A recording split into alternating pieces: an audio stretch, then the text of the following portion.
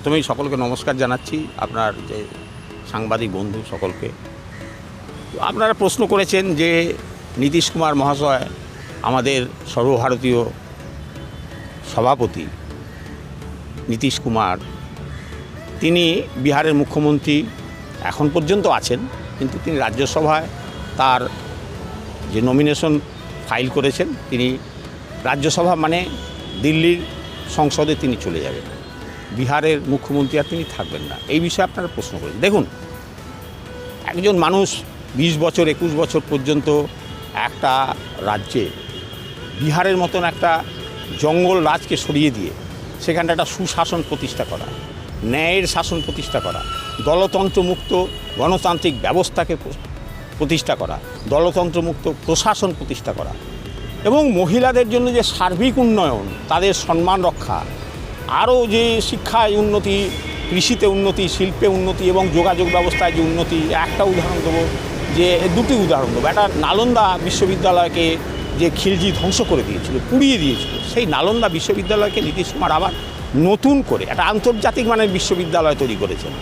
তার সঙ্গে সঙ্গে যোগাযোগ ব্যবস্থায় যদি বলি, যোগাযোগ ব্যবস্থায় নীতিশ কুমার এই যে গঙ্গার মানে তীর বেয়ে যে সারা বিহারকে সংযুক্ত করার বক্সার পর্যন্ত যে একটা পথ নির্মাণ করছেন, জেপি গঙ্গা পথ, এটা একটা ভারতবর্ষের কাছে একটা দিগন্ত, নতুন একটা চিন্তাভাবনা যে একটা গঙ্গার উপকূল মানে নদী মাতৃক যে আমাদের দেশ, সেই নদী যেমন আমরা আগে জলপথে যেমন আমরা বাণিজ্য বা অন্যান্য যোগাযোগের জন্য, সেরকম স্থলপথে কিভাবে করা যায় সেটা একটা নতুন পরিকল্পনা নীতিশ কুমারের মাথা থেকে এই জেপি গঙ্গা পথ সৃষ্টির মাধ্যমে 4 লেন 6 লেনের রাস্তা তৈরি করে তিনি দৃষ্টান্ত স্থাপন করলেন।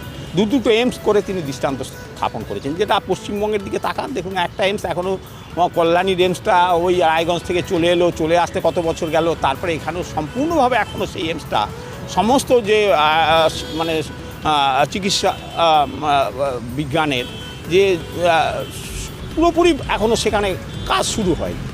যাই হোক, তো নীতিশ কুমার এই দৃষ্টান্তগুলো স্থাপন করেছেন। সেই জায়গায় একটা আমরা তাকে বলি নীতিশ মডেল, সমাজতান্ত্রিক ধাঁচের যে একটা নীতিশ মডেল, যেটা আমরা সারা পশ্চিমবঙ্গে প্রচারও করে যাচ্ছি। 2 মাস পর্যন্ত লাগাতার প্রচার চলছে, প্রত্যেকটা জেলায় জেলায় আপনাদের মাধ্যমে সেগুলো মানুষের কাছে আমরা পৌঁছচ্ছি।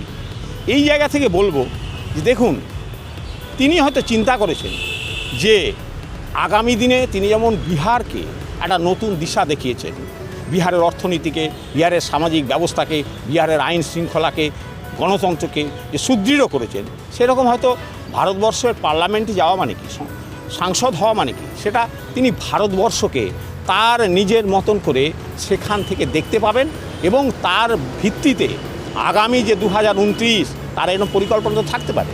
দেখুন, আমি নীতিশ কুমার, আমার আদরণীয় নেতা নীতিশ কুমারের সঙ্গে বহুবার ঘুরেছি। আমি যেমন তার আবাস 1 নম্বর এনএমআরকে বহুবার তার সঙ্গে দেখা করেছি, দিল্লির বিহার ভবনে যেমন দেখা করেছি, পাটনার পার্টি অফিসে দেখা করেছি। সেই বিভিন্ন জায়গায় তার সঙ্গে মানে তার সান্নিধ্য আসার মাধ্যমে আমি যেটুকু বুঝেছি যে তাকে কেউ মাথায় বন্দুক ঠেকিয়ে তার কোনো রকমভাবে তাকে মাথা নোয়ানো যাবে না, এটা একদম দৃঢ় সিদ্ধান্ত। আমরা যারা জনতা দল ইউনাইটেড কর্মী সারা ভারতবর্ষে যারা ছড়িয়ে আছি, যারা নেতা মন্ত্রী আছেন, তারা সকলে দুঃখিত, ভীষণভাবে দুঃখিত। আপনারা দেখতে পাচ্ছেন যে কীরকমভাবে জনগণ কতটা দুঃখিত, কীরকমভাবে কান্নার রোল উঠেছে সারা সমগ্র বিহার এবং সারা ভারতবর্ষের তার যারা অনুগামী। আমরাও ব্যথিত, দুঃখিত যে তিনি এরকম একটা জায়গা থেকে চলে যাচ্ছে। কিন্তু না, এটা আমাদের মনে হচ্ছে অনেকের, আমি বিভিন্ন মানে নেতা নেতৃত্ব এবং সাধারণ যেসব মানুষের সঙ্গে কথা বলেছি, যে তারা অন্যভাবে দেখছেন, কিন্তু আমি একটু অন্যভাবে দেখছি। সেটা হচ্ছে যে নীতিশ কুমার এই যে 2029-এ যে পার্লামেন্টের নির্বাচন হবে, সেই পার্লামেন্টের নির্বাচনে একটা প্রস্তুতি নেওয়া দরকার। জনতা দলকে যদি আগিয়ে নিয়ে যেতে হয়, জনতা দলকে যদি বিহার কেন্দ্রিক না রেখে সারা ভারতবর্ষ কেন্দ্রিক যদি তৈরি করতে হয়, তাহলে পার্লামেন্টে বসার থেকে মানে আর সুন্দর ব্যবস্থা, ভারতবর্ষের যে মন্দির, মানে সর্বোচ্চ মন্দির, গণতন্ত্রের মন্দির, সেই পীঠস্থান, সেইখানে সকলের সঙ্গে আলাপ হবে, সকলের সঙ্গে পরিচয় হবে, সেখানের মাধ্যমে সারা ভারতবর্ষ ফোকাস যাবে নীতিশ কুমার উপরে। আমার মনে হয় তিনি সেই জন্যেই সেই সংসদে যাচ্ছেন এবং সেখান থেকে সারা ভারতবর্ষকে তার যেই ক্যারিজমা, তার যে একটা দূরগামী সোচ, তার যে চিন্তা, রাষ্ট্রনেতা হিসাবে নীতিশ কুমার তিনি যে আগে মানে নতুন ভারতবর্ষকে 50 বছরে কোথায় যেতে পারে, কি করতে পারে না করতে, তার জন্যে যে চিন্তা। আপনি হয়তো বলবেন সেই অর্থে যে আমাদের অত তো বল নেই, সাংগঠনিক শক্তি নেই, আমাদের এমপি সংখ্যা কম আছে। না, ভারতবর্ষে সবসময় এমপি সংখ্যা দিয়ে বিচার হয় না নীতিশ কুমারকে। নীতিশ কুমার এমন একজন ব্যক্তি, তিনি সংখ্যায় যদি কমও থাকেন তাহলেও তিনি বিহারের মুখ্যমন্ত্রী, সংখ্যায় যদি বেশি থাকেন তিনি তাহলেও বিহারের মুখ্যমন্ত্রী। আবার তেমনিভাবে সারা ভারতবর্ষের রাষ্ট্রনেতাদের মধ্যে তিনি অন্যতম। আমার মনে হয় তিনি 2029-এর দিকে তাকিয়ে এই সিদ্ধান্তটা নিয়েছেন, জনতা দলকে, ইউনাইটেডকে নতুনভাবে সাজাবার জন্য, ভারতবর্ষে তার একটা ফোকাস ফেলার জন্য তিনি এই সিদ্ধান্তটা নিয়েছেন। দেখুন, উনি তো এখনও ছেলেকে উনি আনেননি। এটা আপনারা বিরোধীরা যে প্রচারটা করছে, অপপ্রচার করছে, উনি কখনোই ছেলের কথা বলেন। আমাদের জনতা দল ইউনাইটেডের মধ্য থেকেই, আজকে থেকে না, 2 বছর আগে থেকে লাগাতার সকলে যে নীতিশ কুমার এবং নিশান্ত কুমারের কাছে বলছেন, যে নীতিশ কুমারকে বলছেন যে আপনার ছেলেকে, একজন ইঞ্জিনিয়ার, যেমন নীতিশ কুমার যেমন একজন ইঞ্জিনিয়ার, তার ছেলেও একজন ইঞ্জিনিয়ার, একজন পড়ালেখা জানা শিক্ষিত একজন ব্যক্তিত্ব, তাকে রাজনীতিতে আনার দরকার। কারণ হচ্ছে, দেখুন, 2টি কারণ। একটা হচ্ছে যে একজন মানে সৎ নিষ্ঠ একজন যুবক, তাকে নিয়ে আসতে হবে, একটাই কারণ, সেটা হচ্ছে দেখুন, ব্যাটন তো হস্তান্তর করতে হবে। আজকের দিনের আমি নাম বলবো না, একটা রাজনৈতিক দল আছে, যে দলকে আমরা সমালোচনা করি, তার সঙ্গে জোট করি, জোট ছাড়ি, সেটা অন্য কথা, কিন্তু তারা কিন্তু ব্যাটন হস্তান্তরের ব্যবস্থা করে। একটা থেকে আরেকজন থেকে আরেকজন, আরেকজন থেকে আরেকজন, এই 2-3 জেনারেশনের, তারা এই জেনারেশন গ্যাপটা তাদের মধ্যে নেই।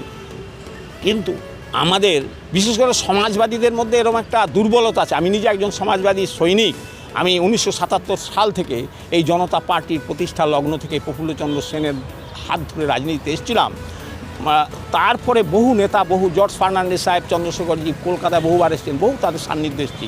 আবার পরবর্তীকালে যে নীতিশ কুমারের একদম ক্লোজ কানেক্টেড, এবং ওনার কাছে বসে ওনার সঙ্গে কথা বলা এবং নির্ভীকভাবে কথা বলার যে সুযোগ পেয়েছি, এটা কোনো নেতার কাছে আমি পাইনি। এবং তিনি যেভাবে আশীর্বাদ করেছেন, পশ্চিমবঙ্গের আমাকে সভাপতি বানিয়েছিলেন, ন্যাশনাল কাউন্সিল মেম্বার বানিয়েছিলেন, ন্যাশনাল এক্সিকিউটিভ মেম্বার বানিয়েছিলেন। তো বহু মানে জায়গা থেকে একজন গ্রামের সাধারণ কৃষককে তিনি ভারতবর্ষের রাষ্ট্র নায়করা যেখানে বসেন সেখানে নিয়ে বসিয়েছেন, তার পাশে বসিয়েছেন। এর জন্য তাকে নমস্কার জানাচ্ছি, তাকে স্যালুট জানাচ্ছি। সেই নীতিশ কুমার, সেইখানে তিনি শুধু এই জায়গায় আটকে থাকছেন না, তিনি হয়তো অনুমতি আমাদের দেবেন। এখনও তিনি, নিশান্ত কুমারজি, এখনও আজকালের মধ্যেই খুব সম্ভবত তাকে সদস্যপত্র দেওয়া হবে আমাদের পাটনার পার্টি অফিস থেকে। এটা মানে জনগণের চাপও আছে এবং পার্টির চাপও আছে। নীতিশ কুমার সেই আমাদের সেই আশাকে পূর্ণ করবেন আমরা মনে করি। তার একটাই কারণ, সেটা হচ্ছে ব্যাটনকে হস্তান্তর করতে হবে একটা জেনারেশন থেকে আর একটা জেনারেশন কাছে। যেই বার্তাটা যাবে যে জনতা দল আবার নতুন জেনারেশনের হাতে সেই তার ব্যাটনটা দিয়েছে, তার নেতৃত্বটা সেইভাবে প্রতিষ্ঠা লাভ করবে যুব সমাজের মাধ্যমে, সে ফোকাস হবে, সেইটা একটা দিক আছে। আর একটা যে আমরা মনে করি যে এর ফলে পশ্চিমবঙ্গেরও অনেক সুবিধা হবে।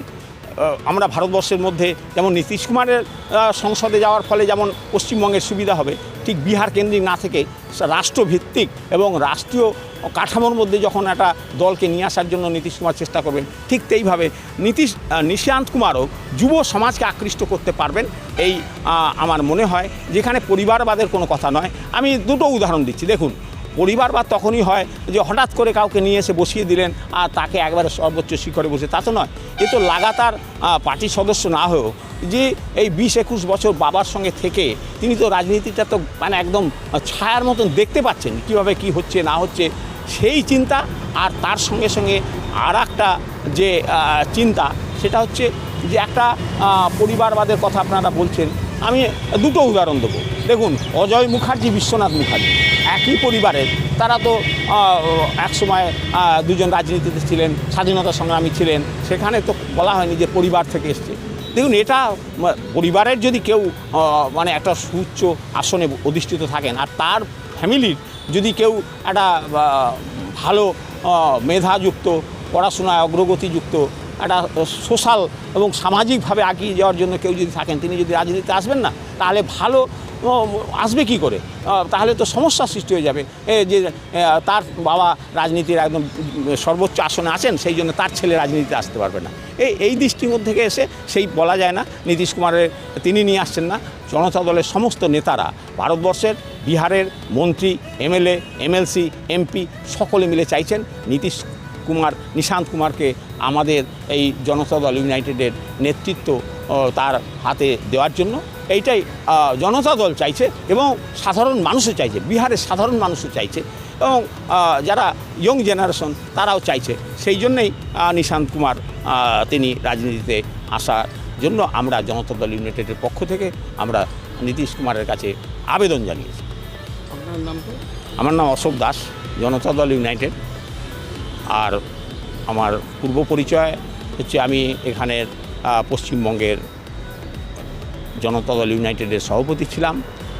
এখন জনতা দল ইউনাইটেডের পশ্চিমবঙ্গের যে মেম্বারশিপ চালু হয়েছে, 23টা জেলার পুরো মেম্বারশিপ করার জন্য আমাকে নীতিশ কুমারজি, বশিষ্ঠ নারায়ণ সিংজি, আরও সঞ্জয় ঝাজি, লালনজি, শ্রবণ কুমারজি, বিজয় চৌধুরী মহাশয়, ডক্টর